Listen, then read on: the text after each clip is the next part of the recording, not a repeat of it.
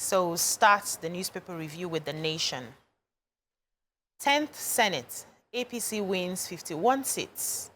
PDP 27, LP 5, SDP 2, YPP 1, NNPP 1. Polls cancellation call. Federal government eminent Nigerians lambast Obasanjo. Tinubu is president-elect. INEC declares APC candidate winner with 8,794,726 votes to get certificate of return at 3 p.m. APC Tinubu Shetima urged courts to prevent stoppage of results collation by INEC. Lighting of Oyo streets here. So we have provided over 280 kilometers of public lighting through the Light Up Oyo project. This has enhanced economic activities as markets remain open for longer hours. It has also improved security in our state. We will do more in our second term, Governor Sheyi Makinde. What stories do we have in The Nation? Okay, I've got the major headline, and it says Asiwaju Bola Tinubu will succeed President Muhammad Buhari May 29th. His march to Aso Villa to become Nigeria's 5th president in the 4th Republic followed his victory in Saturday's presidential election. INEC announced that INEC Chairman Professor Mahmoud Yakubu had announced this at 10 minutes past 4 this morning in Abuja. And the candidates, of course, that we know, the APC polled 8.8 million votes to defeat his closest rivals, Atiku Abubakar of PDP and Peter Obi of LP, and also Rabiu Kwankwaso of Nigerian People's Party. There were 14 other candidates who contested for these elections as well. And announcing the results, INEC says that Tinubu Bola Ahmed of APC, having satisfied the requirements of the law, is hereby declared the winner and returned elected. And so Tinubu and his Vice President-elect, Kashim Shettima, would get their certificates of return today at 3 p.m. Okay. I have the story on the National Assembly. So out of the 109 seats at the National Assembly, now INEC has declared 92 of those seats, elected, or, those are the seats that, they have released their results on. And out of the 92, APC has 51 seats.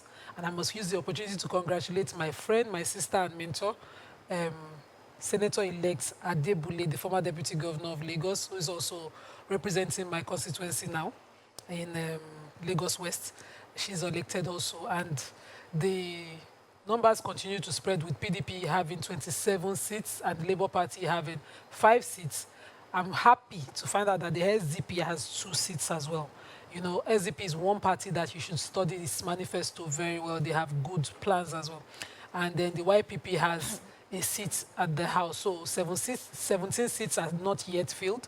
And we're waiting for, what will happen. Some of them have their elections outside the general elections, like, the one that filled the vacancy in Lagos with Abiru becoming the senator for Lagos East. So we have some seats with senatorial seats not within the general elections that are, and some not yet declared by INEC.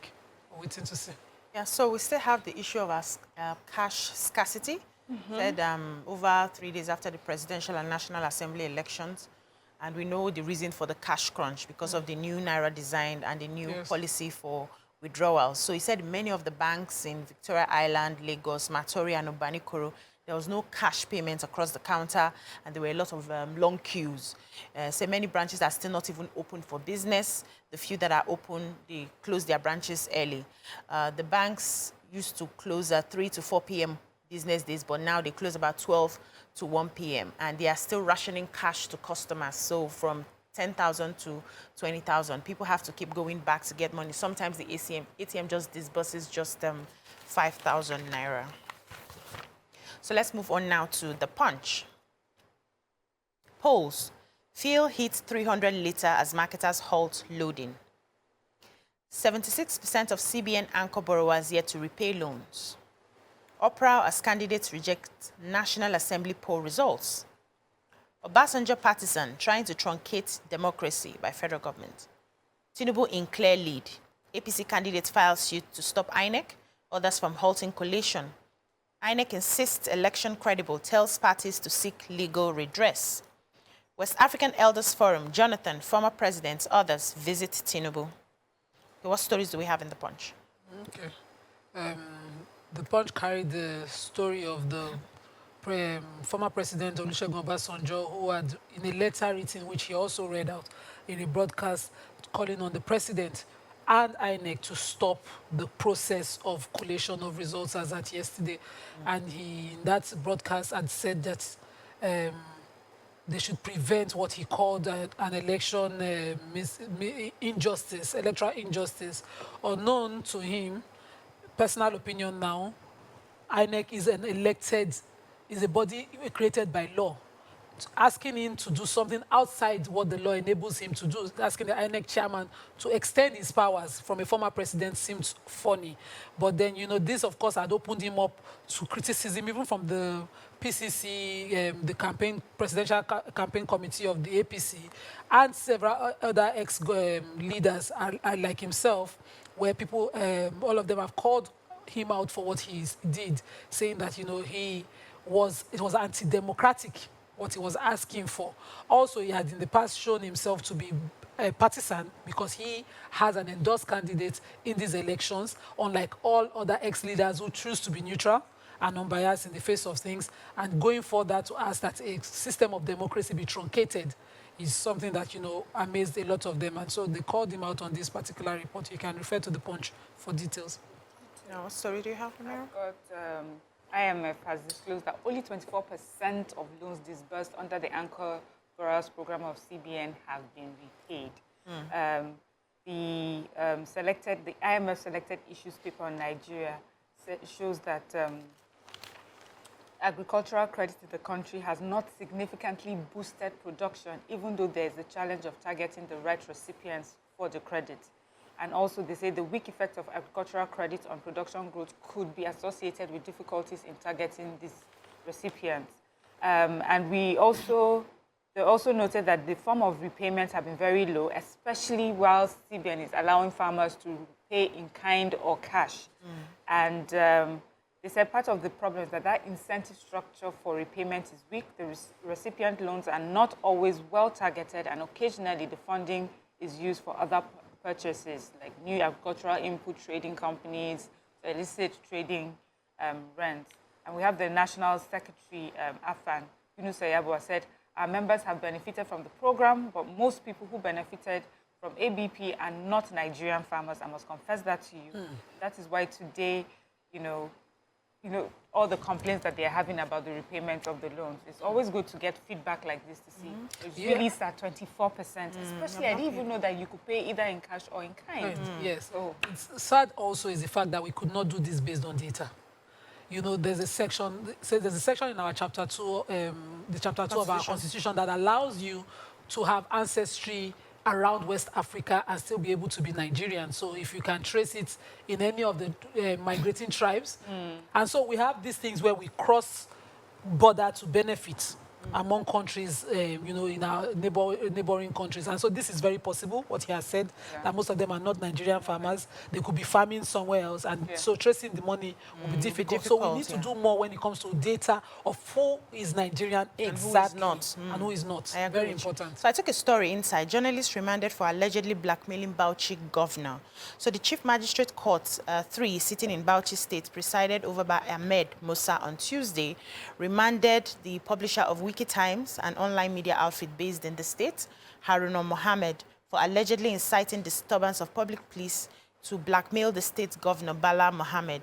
So a copy of the allegations being levied against Haruna, which he's 32 years old, which was cited by the correspondent, he said that he showed the state's Commissioner of Police, Aminu Hassan, accused the journalists of hiring some women to incite disturbance of public peace by instigating them to make utterances that would prejudice the peace and well-being of voters at a polling unit in Duguri ward of Al-Kaleri local government area to blackmail the governor in his ward, contrary to 114 of the penal code. So the case has been taken to court.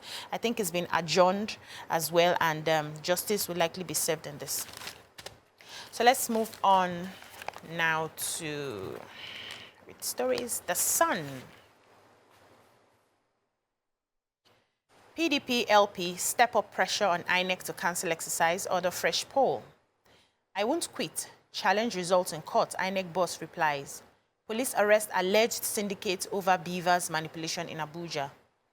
Why Abia Charter of Equity can't be ignored, mascot Kalu. Presidential election, Tinubu beats Atiku, will be in votes volume as APC PDP LP tie in states won. APC garners 8.76 million votes in 32 states. FCT wins 12 states. PDP gets 7.60 million votes, wins 12 states. LP records 5.83 million votes, clinches 12 states. The rest is an advertorial. So what do we have in the Sun? What stories do we have in the Sun? Somebody has a start story there. You didn't start a story. I think I have a story in the Sun. It's the story of the youngest House of Reps member in these elections, coming from Kebbi State. Ibrahim Bello Mohammed of the PDP is 27. He will be representing the Benin, Kebbi, Kaugo, and Bunza Federal constituency of Kebbi State in the new House of Reps in the new assembly that is coming up. And this is amazing because we young people we've been shouting not too young to run forever, and now we have young people coming up. I'm going to be selecting more young people in the House and young people vying and winning offices going forward. Let's just say congratulations to the people of Kebbi State and the young man, and I hope he does better than the older generation like to criticize. Yeah. Governor Dave Umahi of Ebonyi State has directed security agents to spare no resources in unmasking the killers of Ezeogo Ibokwe Ewa, a traditional ruler in one of the communities in Ezza North local government area. He was a first-class traditional ruler who was killed in his residence on Monday night by unknown gunmen. The governor said that he's saddened by the news that he first heard of it when the son of the traditional ruler called him from his hideout to explain to him what had happened to them, and he immediately sent the police and army to the compound and also to help rescue them. And so there are stories about back and forth whether it had to do with his political leanings, and the governor has said that he's making sure that this does not go, uninvestigated. He's asking the police to do everything to make sure that those who are behind this killing are brought forward. Yeah, so there's a story I missed in the Punch. Let me quickly take it. Oil marketers yesterday said many depots have stopped loading premium motor spirits, popularly called petrol, due to the apprehension caused by the collation of results of the general elections across the country. They said filling stations operated by major marketers and the Nigerian National Petroleum Company Limited were selling petrol between 194 naira per litre and 200 naira per litre. They say other outlets operated by independent marketers dispense the product between 250 to 340 per litre. And this was despite the insistence of the federal government that there was no approval for an increase in pump price of petrol. And also, government had demanded that the fuel be dispensed above the approved rates. But government has not approved any rates above what they had said initially. So the people are just saying that a lot of the filling stations may not be open to selling because some people do not want to sell below what they are going to be benefiting from. So they said NNPCL retail stations are believed to be selling PMS at the approved price. Many of them sell the commodity at 194, 195. So if you are looking for fuel, you could find those ones around you to patronize them. They said most of the depots have stopped loading fuel because they are not sure of what's going to be happening. So let's move to the Nigerian Tribune. Opposition parties demand election cancellation, fresh polls. Okowa, Dati insist collated results illegal. Say electoral umpire preparing grounds for illegitimate government. Jonathan, Mahama, other West African leaders sue for calm. Wants INEC to address procedural concerns, comply with electoral law, meet with Atiku, Obi, Kwakwanso, Tinubu in peace move. Tinubu is president-elect. INEC declares him winner at 4:10 a.m. to receive certificate of return by 3 p.m. today. Supporters flood his Abuja house. APC candidate garners 8 million votes, victorious in 12 states. Atiku gets 6.9 million votes, wins 12 states. Obi gets 6.1 million votes, tops in 11 states, plus FCT Kwakwanso wins one state. What stories do we have in the Nigerian Yes, Tribune? I have former Nigerian President Goodluck Jonathan and ex-Ghanaian President John Mahama and other members of the West African Elders Forum, YF, election mission to Nigeria have appealed for calm in the country. They also charged INEC to address the concerns and procedural questions raised so far by different stakeholders. The elders have also employed INEC to comply with the electoral law and the Constitution of the Federal Republic of Nigeria as a means of retaining the confidence of Nigerians in the ongoing collation of February 25th presidential election. They have also said that they have begun a process of consultations with some of the presidential candidates and other key stakeholders. And they are taking to them the message of peace in order to prevent breakdown of law and order in the country. They also mentioned some of the people that they have met so far, and all of them, we have they've met with all the candidates for APC, Labour Party, NMP, and PDP. And, they've signed this saying that we should all, asking Nigerians to exhibit calmness and patience and also show maturity during this process while we wait for it to be concluded. So I guess this report is based off of yesterday. As of today, the collation has been concluded, and we'll hear from them. Do you have any stories? The Nigerian Tribune. Okay, so SoftShark recently released the Global Internet Value Index, which uncovers countries that are overpaying for their internet connection plan. They say Nigeria is in 109th place in the world with an index 44 times lower than the global average. Oceania and Europe lead the world in internet value, while internet affordability in North America, South America, and Africa is below average. So globally, only 4 out of 10 people get their internet at fair prices, while the remaining 61% overpay for internet that they get. They give us the data saying they calculate by dividing each country's internet speed by internet affordability to determine which countries are overpaying for their internet. So according to their data, Nigeria ranks 109th globally with an index of 0.0017, which is 44 times lower than the global average, meaning Nigerians are overpaying for the internet they get compared to other countries worldwide. I think Ghana is also overpaying, just data of the countries that are actually overpaying for their data, and we need to do more to reduce some of these prices. Okay, our last paper for today. I don't think we'll have time to read this, but let me just go through the headlines. The Guardian. Federal government replies, caution Obasanjo against truncating electoral process. Trist wants REC redeployed ahead of Guba legislative polls. Ikpeazu loses Senate bid to Abaribe in Abia South as INEC reverses itself. Concerns as energy crisis spikes haulage caused by 71%. Amid protests, INEC declares Tinubu winner, and the rest is advertorial. All right, I think that's all we can take on the newspaper reviews.